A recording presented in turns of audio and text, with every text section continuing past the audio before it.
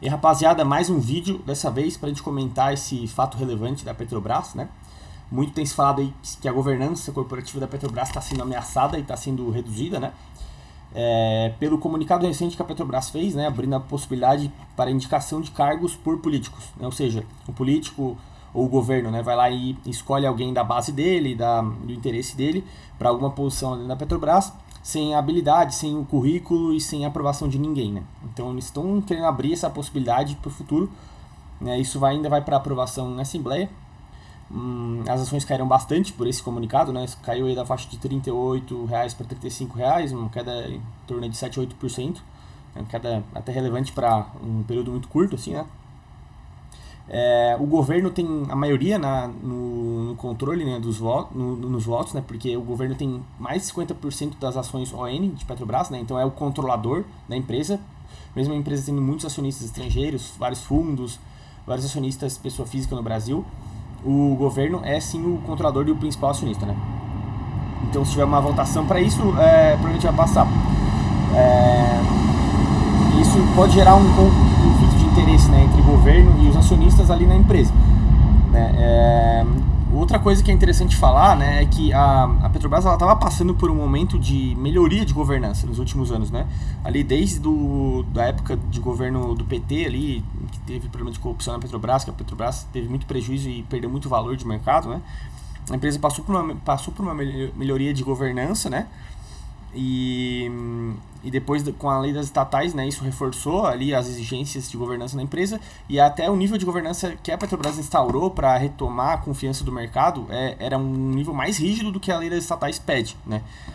Então, essa comunicação, esse intuito que a empresa está deixando aí, né, de poder liberar essa indicação por políticos aí no futuro, isso de fato é um retrocesso na governança, né? Isso indica para o mercado que a empresa está considerando afrouxar um pouco essa governança que estava bem rígida para o seu próprio interesse, porque o governo possivelmente pode querer fazer algum interesse mais social, querer fazer algum interesse mais político e ingerir um pouco mais na empresa, né?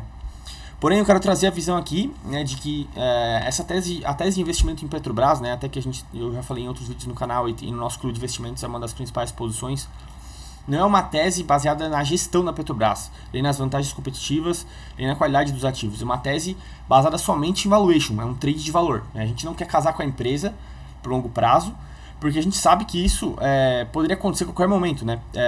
Então quem investe em Petrobras não deveria estar surpreso com essa notícia, né? Esse ponto que eu queria trazer.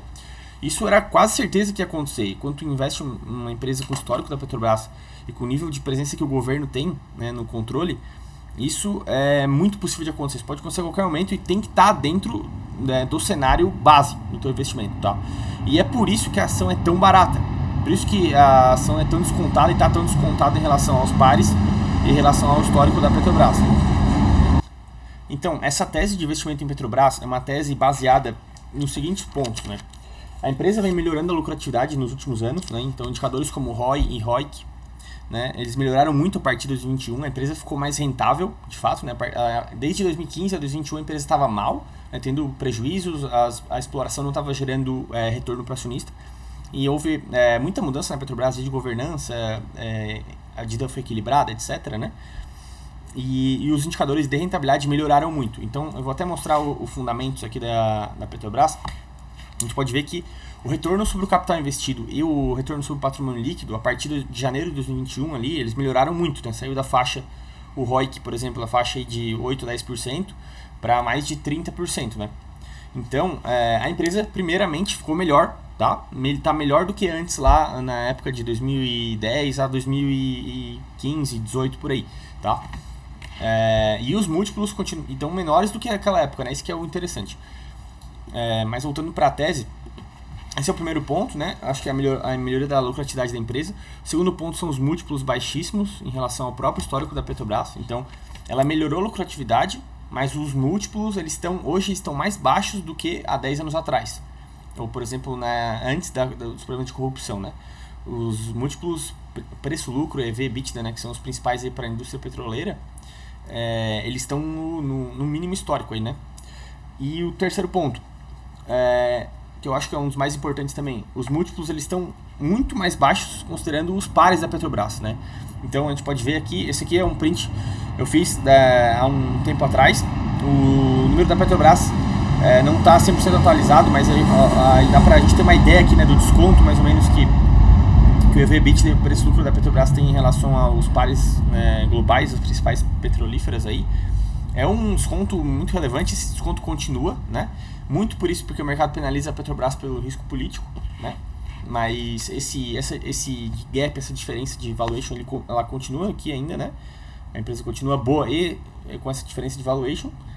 E a conjuntura interessante para o preço de petróleo, né? Com guerra no Oriente Médio, com a OPEP querendo segurar os preços, para um investimento em commodity, né? É um cenário aí que favorece a empresa que produz petróleo, né? Porque o preço tende a ficar mais alto, né? Eu não gosto de considerar muito conjuntura, mas ela está jogando a favor para a Petrobras nesse caso, né? Então, segue o jogo, não dá para investir em Petrobras sem considerar risco de gerência política na empresa, né? Isso é certeza que vai acontecer. Então, tu tem que entrar sabendo onde vai sair já, né? E o que fazer daqui em diante é ajustar a exposição, né? Talvez tu pode reduzir um pouco, se tua exposição está muito alta na carteira, tu pode reduzir um pouco, porque a empresa ficou um pouco pior. E tu pode baixar o target, né, o de alvo, né? Antes eu acho que dava pra ter um alvo aí pra sair em 40, 45 reais. 45, por exemplo, né? Agora dá pra buscar sair em 40 reais, por exemplo.